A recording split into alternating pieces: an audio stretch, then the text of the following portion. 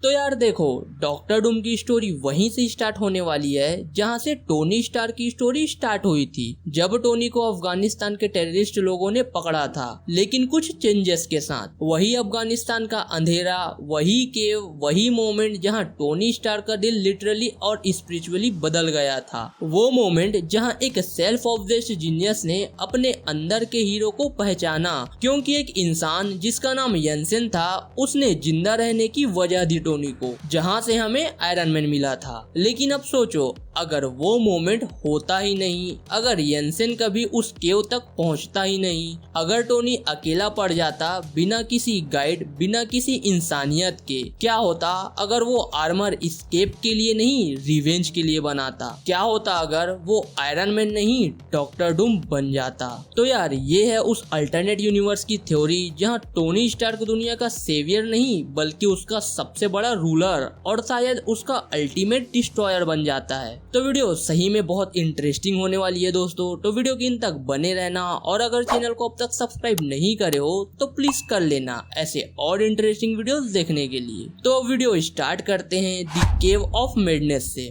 तो यार इस अल्टरनेट टाइमलाइन में भी टोनी अफगानिस्तान में कैप्चर होता है, लेकिन इस बार यंसेन उस तक कभी पहुंचता ही नहीं। ना कोई मेंटोर, ना कोई दिल से बात करने वाला इंसान, बस अंधेरा, तन्हाई और एक टूट चुकी सोच टोनी स्टार्क की। और इस अकेलेपन में टोनी का दिमाग हिलने लगता है, गुस्सा, डर और पागलपन ने उसके अंदर उबलने लगता है। वो अपने कैप्टर से भी नफरत करता है, दुनिया से भी, और सबसे ज्यादा खुद से। और इसी नफरत से वो बनाता है एक आर्मर, लेकिन इस बार एस्केप के लिए नहीं, रिवेंज के लिए। और जब वो आखिर में आर्मर बना के निकलता है तो वो पूरे कैंप को जलाकर राख कर देता है, आग, धमाके और तबाही हर तरफ। लेकिन इस बार चीज उलट जाती है। एक्सप्लोजन इतना करीब होता है उसके कि मोल्टेन मेटल उसके आर्मर से चिपक जाते हैं, मास्क उसके चेहरे पर मेल्ट होके चिपक जाता है, जिससे अब वो टोनी स्टार्क नहीं रहा जिसे सब जानते थे।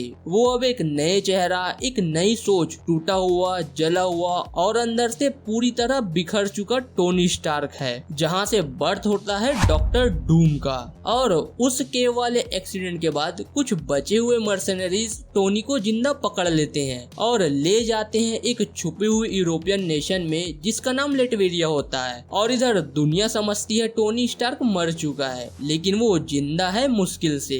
लेटवेरियन डॉक्टर उसे बहुत मुश्किल से बचा पाते हैं, लेकिन जख्म बहुत गहरा होता है, चेहरा बर्बाद हो चुका होता है, शरीर बिखर चुका है और दिल बैडली चल रहा है। वो अपने मेल्टेड MK1 हेलमेट के पीछे चेहरा छुपा लेता है, अपने नए पहचान का यूज सिंबल बनाकर, लेकिन उसके अंदर का जीनियस अब भी जिंदा है और अब उसके पास एक नई चीज है, नफरत। लेटवेरिया को वो एक गरीब लेकिन इंटेलिजेंट नेशन देखता है, ब्रिलियंट माइंड्स, लिमिटेड रिसोर्सेस और एक सीक्रेट एनर्जी सोर्स, कुछ वाइब्रेनियम जैसा, शायद कुछ और भी पुराना और डार्क से भरा हुआ। टोनी उस पावर को हार्नेस करने में मदद करता है। वो सिटीज बनाता है, वेपन्स बनाता है और उसकी जिंदगी सुधार देता है। लोगों के लिए वो एक देवता जैसा बन जाता है। आयरन मास्क पहना हुआ वो आदमी जिसके आने से उनकी दुनिया बदल गई, लेकिन मास्क के पीछे उसका ऑब्सेशन बढ़ता जा रहा होता है। वो ज्यादा कंट्रोलिंग, ज्यादा गॉड लाइक बनने लगता है। उसे लगता है दुनिया को बचाने का एक ही तरीका है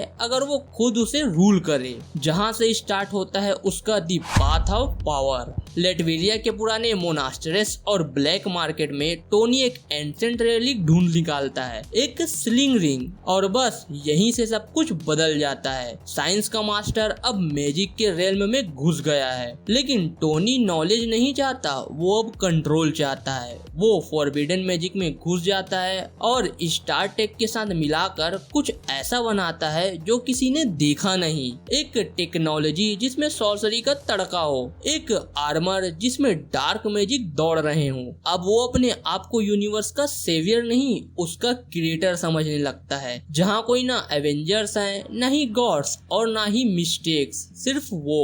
और तब लेटवेरिया के लोग उसे क्राउन करते हैं डॉक्टर डूम बोल के, एक ऐसा रूलर जो फायर, साइंस और सॉर्सरी से बना हुआ है। अब अगर मार्वल इस थ्योरी के हिसाब से कुछ ऐसा करता है तो हम सब फैंस के बीच एक सवाल तो उठेगा ही, कि आयरन मैन के लेगेसी का क्या होगा फिर, जहाँ पे आता है हमारा दी आयरन लेगेसी एक्ट। अब सोचो जरा, कहीं न कहीं मल्टीवर्स के किसी कोने में Doctor Doom Victor Von Doom नहीं, टोनी स्टार्क है। वही आदमी जिसने केव में आर्मर बनाया। उसने दुनिया को सिर्फ बचाया नहीं, उसने दुनिया को जीत लिया। और अगर मार्वल का भी डूम का ओरिजिन इस तरह दिखाए जो टोनी के केव, ट्रॉमा और ट्रांसफॉर्मेशन से जुड़ा हो, तो उससे ज्यादा इमोशनल और पेयोटिक कुछ हो ही नहीं सकता। क्योंकि डूम एक तरह से टोनी स्टार का शैडो है। दोनों ही जीनियस हैं, दोनों ही विजनरी है। एक ने कंपैशन सीखा तो दूसरे ने पावर अपना लिया। तो शायद डूम और टोनी अलग इंसान है, या शायद मल्टीवर्स में कहीं वो एक ही सोल हैं, जिनके सिर्फ